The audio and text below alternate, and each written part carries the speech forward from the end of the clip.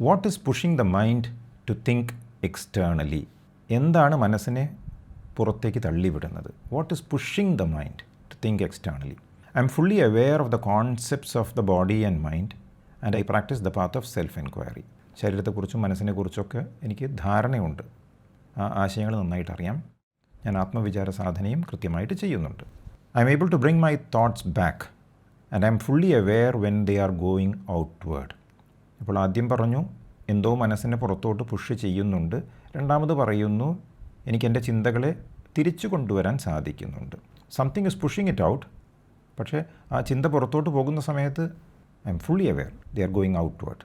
മനസ്സ് പുറത്തേക്കുള്ള കാര്യങ്ങളിലേക്ക് പോകുമ്പോൾ ഇമ്മീഡിയറ്റ്ലി എനിക്ക് അറിയാൻ കഴിയുന്നുണ്ട്, അതിനെ തിരിച്ച് കൊണ്ടുവരാൻ കഴിയുന്നുണ്ട്. However I'm confused about the powerful push that seems to come from within, keeping the mind away from self enquiry. ഉള്ളിൽ നിന്ന് വരുന്ന ശക്തമായ ഒരു തള്ളിച്ചുണ്ടല്ലോ, ആ തള്ളൽ, അതിനെക്കുറിച്ച് എനിക്ക് കൺഫ്യൂഷനുണ്ട്, ആശയക്കുഴപ്പമുണ്ട്. അത് മനസ്സിനെ ആത്മവിചാരത്തിൽ നിന്നും അകറ്റി കൊണ്ടുപോകുന്ന അതിൻ്റെ ഒരു കാരണമാണ് അന്വേഷിക്കുന്നത്. എങ്ങനെയാണ് അത് സംഭവിക്കുന്നത്? എവിടെ നിന്നാണ് ഈ പുഷ് വരുന്നത്? Who is pushing the mind? ഈ മനസ്സ് എന്ന് പറഞ്ഞാൽ നമുക്കറിയാം എന്താണ്? ചിന്തകളാണ്. The mind is nothing but thoughts. Self enquiry ചെയ്യുന്ന സമയത്ത് ചിന്തകൾ വന്നു കഴിഞ്ഞാൽ നമുക്കത്ര ഇഷ്ടമല്ല.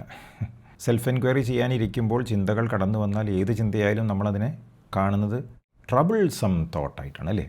ശല്യപ്പെടുത്തുന്ന, നമ്മെ അലട്ടുന്ന ചിന്തകളായിട്ടാണ് നമ്മൾ അതിനെ കണക്കാക്കുന്നത്.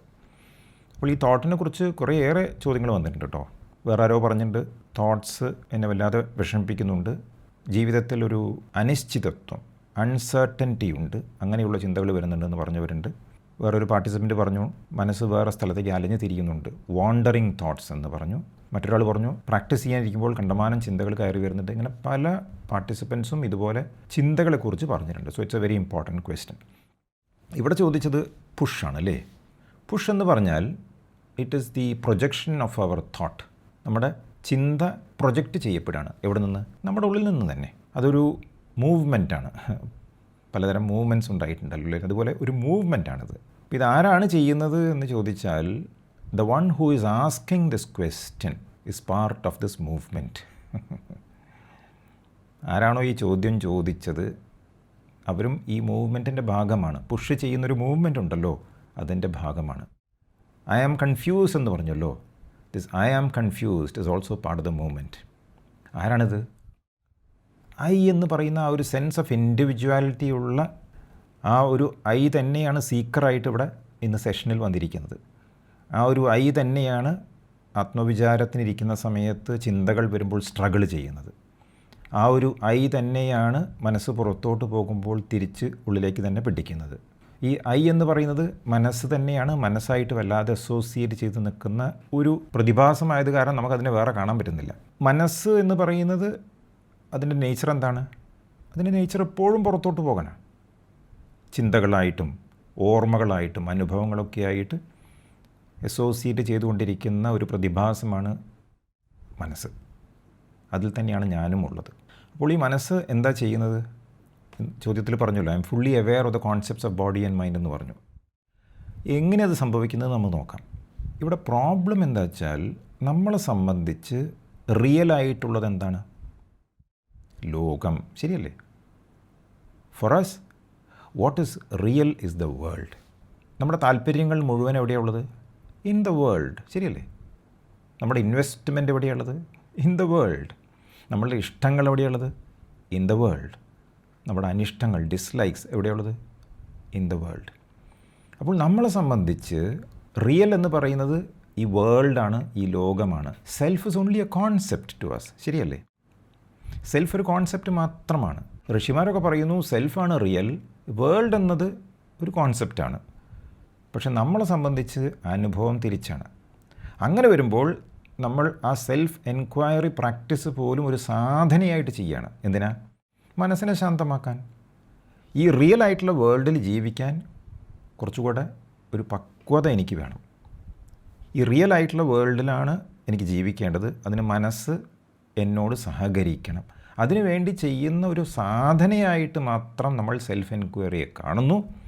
സെൽഫ് നമ്മളെ മനസ്സിലുള്ളൊരു കോൺസെപ്റ്റായിട്ട് മാറുന്നു. ഋഷിമാർ പറയുന്നു അല്ല, ആത്മാവാണ് റിയൽ, കോൺഷ്യസ്നെസ് ഇസ് റിയൽ എന്ന് പറയുന്നു അല്ലേ. ഈ കാണുന്ന ലോകം നമ്മളെ സംബന്ധിച്ച് നമ്മളെല്ലാ ഇഷ്ടങ്ങളും അനിഷ്ടങ്ങളും നമ്മുടെ ഇൻവെസ്റ്റ്മെൻറ്റ്സ് എല്ലാമുള്ള വേൾഡ് എന്ന് പറയുന്നത് മിഥ്യയാണ് എന്നാണ് പറയുന്നത്. അപ്പാരൻ്റ്ലി റിയൽ എന്നാണ് പറയുന്നത്. നമ്മളെ സംബന്ധിച്ച് the world is real, Atma is apparently real. നമ്മുടെ അനുഭവമാണ് അല്ലേ. രമണ മഹർഷി ഉള്ളതും നാർപ്പതും എന്നുള്ള അദ്ദേഹത്തിൻ്റെ കൃതിയിൽ പറയുന്നുണ്ട്, ഈ വേൾഡ് എല്ലാവർക്കും ഉള്ളതാണ്. സെൽഫ് റിയലൈസ്ഡ് ആയിട്ടുള്ള ജ്ഞാനികൾക്കും സെൽഫ് റിയലൈസ്ഡ് അല്ലാത്തവർക്കും ഈ വേൾഡ് ഉള്ളത് തന്നെയാണ്. പക്ഷേ വ്യത്യാസം അദ്ദേഹം പറയുന്നത് ഉള്ളത് 18ാമത്തെ ശ്ലോകത്തിൽ അദ്ദേഹം പറയുന്നത് സെൽഫ് റിയലൈസ്ഡ് അല്ലാത്ത വ്യക്തികൾക്ക് അവരുടെ reality is limited to the world. നാമരൂപങ്ങൾ കൊണ്ട് നിർമ്മിതമായ ലോകം മാത്രമാണ് അജ്ഞാനികൾക്ക് സത്യമായിട്ടുള്ളത്, റിയലായിട്ടുള്ളത്. പക്ഷേ ജ്ഞാനികൾക്ക്, അതായത് റിയലൈസ്ഡ് ആയിട്ടുള്ള ആളുകൾക്ക് വേൾഡ് അവിടെ ഉണ്ടെങ്കിലും അതിൻ്റെ പുറകിലുള്ള, അതിൻ്റെ സബ്സ്ട്രാറ്റമായിട്ടുള്ള സെൽഫാണ് റിയലി റിയൽ. ഈ വ്യത്യാസം മാത്രമേ ഉള്ളൂ എന്നാണ് പറയുന്നത്. അതായത് നമ്മളെല്ലാവരും ഇപ്പോൾ റിയലൈസ്ഡ് ആയിപ്പോയി എന്ന് വിചാരിക്കുക, അപ്പോഴും നമ്മൾ ഈ ലോകത്തിൽ ഇതുപോലെ തന്നെ ജീവിക്കും.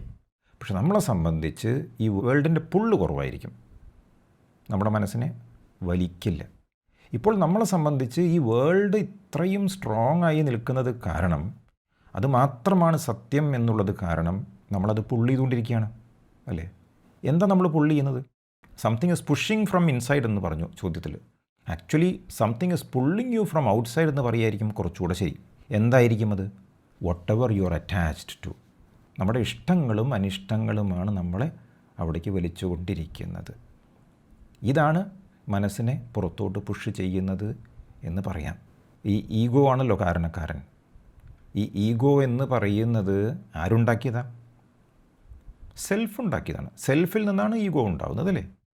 യെസ്, രമണ മഹർഷി ടോക്സിൽ പറയുന്നു, the self has created the ego. The ego has its accretions of thoughts which are displayed as the world. ആത്മാവാണ് അഹങ്കാരത്തെ സൃഷ്ടിച്ചത്. അഹങ്കാരത്തിൽ നിന്നും ഉയരുന്ന ചിന്തകളുടെ കൂട്ടമുണ്ടല്ലോ, അത് ലോകമായി നമ്മുടെ മുന്നിൽ പ്രത്യക്ഷപ്പെടുക എന്നാണ് പറയുന്നത്. അപ്പോൾ ഈ അഹങ്കാരം തന്നെയാണ് ലോകം. ഈ അഹങ്കാരത്തിൽ നിന്നും ഉദിക്കുന്ന ചിന്തകളാണ് ലോകമായി നമ്മുടെ മുന്നിൽ പ്രത്യക്ഷപ്പെടുന്നത് എന്ന് പറയുകയാണ്. പക്ഷെ നമ്മൾ ആ ലോകത്തെ, അഹങ്കാരത്തിൽ നിന്നും ഉദിക്കുന്ന ചിന്തകളാകുന്ന ലോകത്തെ നമ്മൾ സത്യമായി കണക്കാക്കുന്നു. അതിൽ നമ്മളുടെ എല്ലാ ഇൻവെസ്റ്റ്മെൻറ്റ്സും ഉണ്ട്. ഇൻവെസ്റ്റ്മെൻറ്റ്സ് എന്ന് പറഞ്ഞാൽ ഇൻട്രസ്റ്റാണ് ഉദ്ദേശിച്ചത്, പണമല്ല ഉദ്ദേശിക്കുന്നത്. നമ്മുടെ ഇൻട്രസ്റ്റ്, നമ്മുടെ താല്പര്യങ്ങളാണ് ഉദ്ദേശിച്ചത്. ഈ അഹങ്കാരം എന്ന് പറഞ്ഞാൽ അതിന് പ്രത്യേകമായിട്ടുള്ളൊരു ഫോം ഉണ്ടോ? ഫോമില്ല. It has no form. ഉള്ളത് 40 25ാമത്തെ വേഴ്സിൽ രമണ മഹർഷി ഫോംലെസ് ഗോസ്റ്റ് എന്നാണ് പറയുന്നത്.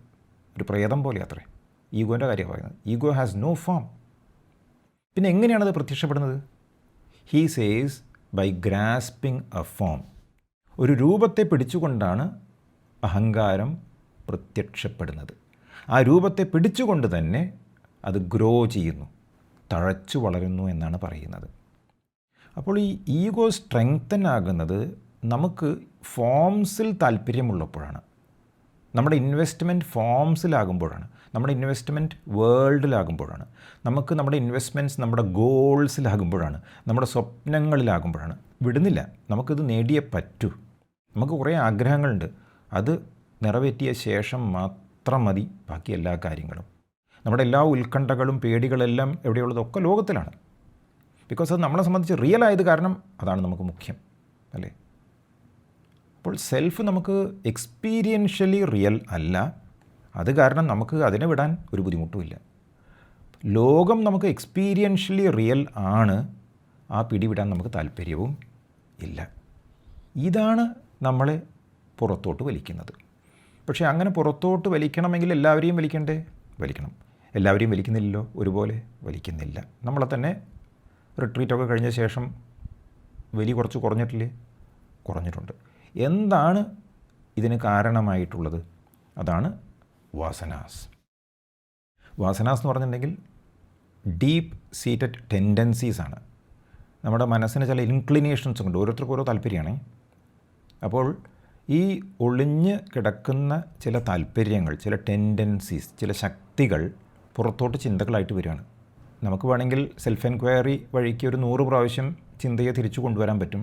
പക്ഷേ ഈ ടെൻഡൻസീസ്, അതായത് വാസനകളുണ്ടെങ്കിൽ ആ വാസനകൾ വളരെ പവർഫുള്ളാണ്, അതിന് മൊമെൻറ്റമുണ്ട്.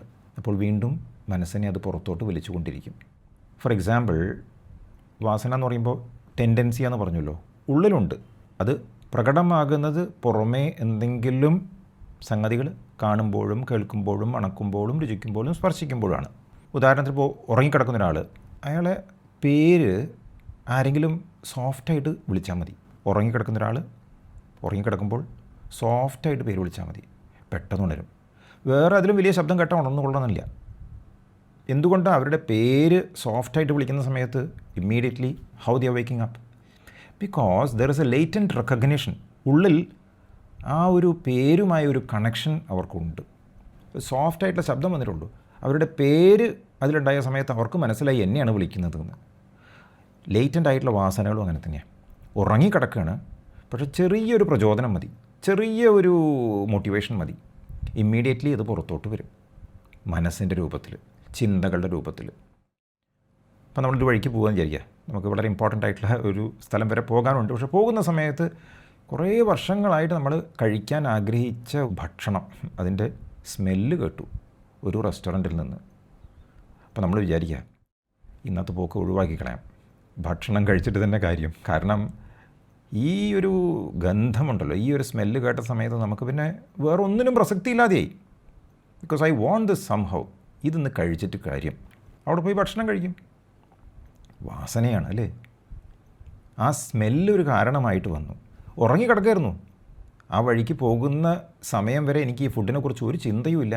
പക്ഷേ പുറമേ നിന്ന് എന്തോ ഒരു പ്രത്യേക ട്രിഗർ വന്ന സമയത്ത് വാസന പുറത്തോട്ട് വന്നു. അപ്പോൾ സെൽഫ് എൻക്വയറിക്ക് ഇരിക്കുന്ന സമയത്താണ് ഈ ടെൻഡൻസീസിനൊക്കെ ഏറ്റവും കൂടുതൽ പുറത്തോട്ട് വരാൻ താല്പര്യമുള്ളത്.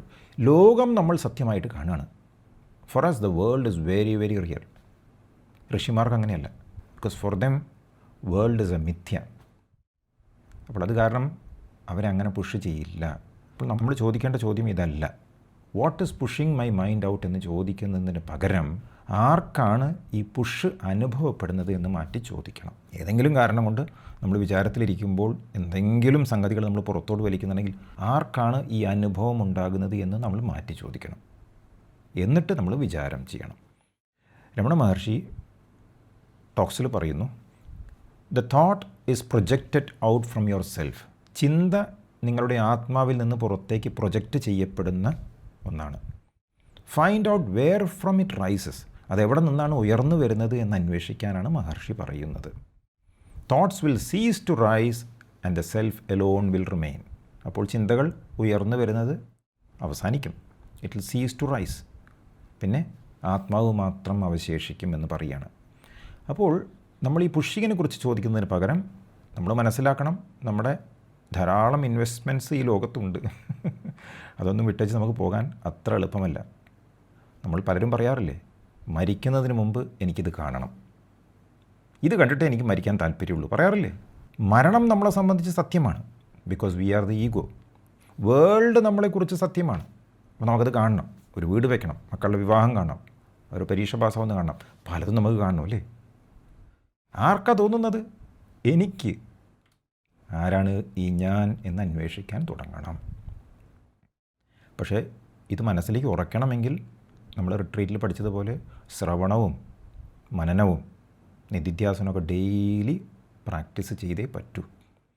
കാരണം റെഗുലറായിട്ടുള്ള ഈ പ്രോസസ്സിലൂടെ പോകുന്ന സമയത്ത് മാത്രമേ നമുക്ക് ആത്മാവാണ് സത്യം എന്ന് വെളിവാവുകയുള്ളൂ.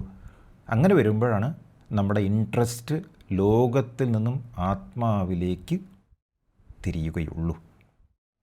അങ്ങനെ ലോകത്തിൽ നിന്നും ആത്മാവിലേക്ക് നമ്മുടെ താല്പര്യം മാറുമ്പോൾ അതിനാണ് പറയുന്നത് വിവേക.